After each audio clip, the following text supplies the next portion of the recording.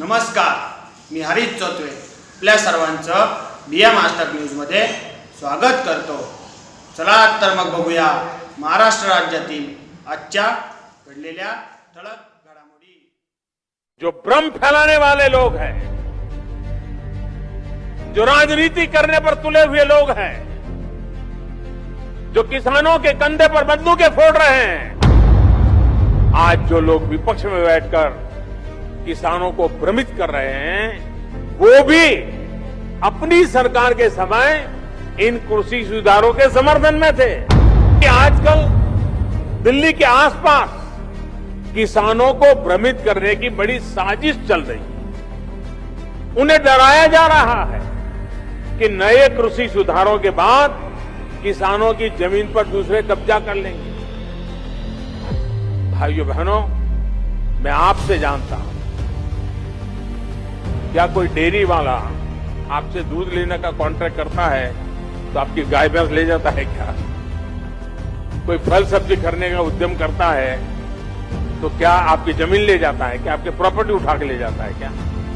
साथियों, हमारे देश में डेयरी उद्योग का योगदान कृषि अर्थव्यवस्था के कुल मूल्य में 25% से भी ज्यादा है। ये योगदान करीब करीब 8 लाख करोड़ रुपए होता है। दूध उत्पादन का कुल मूल्य अनाज और दाल के कुल मूल्य से भी ज्यादा होता है। इस व्यवस्था में पशुपालकों को आजादी मिली हुई।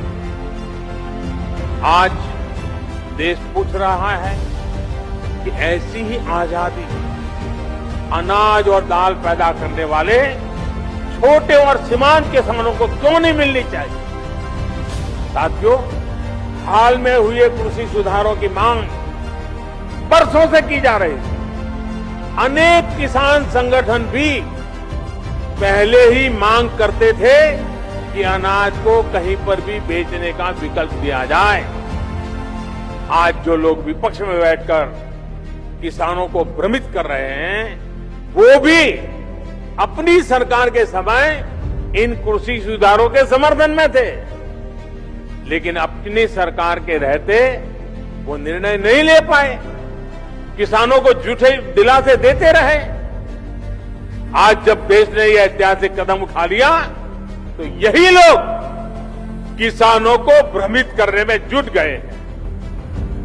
मैं अपने किसान भाई बहनों से फिर एक बार कह रहा हूं, बार बार दोहराता हूं कि उनकी हर शंका के समाधान के लिए सरकार 24 घंटे तैयार है। किसानों का हित पहले दिन से हमारी सरकार की सर्वोच्च प्राथमिकताओं में से एक रहा। खेती पर किसानों का खर्च कम हो, उन्हें नए नए विकल्प मिले, उनकी आय बढ़े, किसानों की मुश्किलें कम हो, इसके लिए हमने निरंतर काम किया। मुझे विश्वास है हमारी सरकार की ईमानदार नीयत, हमारी सरकार के ईमानदार प्रयास और जिसको करीब करीब पूरे देश ने आशीर्वाद दिए, देश के हर कोने के किसानों ने आशीर्वाद दिए।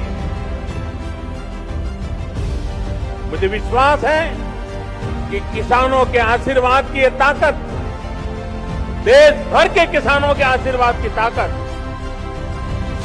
जो भ्रम फैलाने वाले लोग हैं, जो राजनीति करने पर तुले हुए लोग हैं, जो किसानों के कंधे पर बंदूकें फोड़ रहे हैं, देश के सारे जागरूक किसान उनको भी परास्त करके रहेंगे।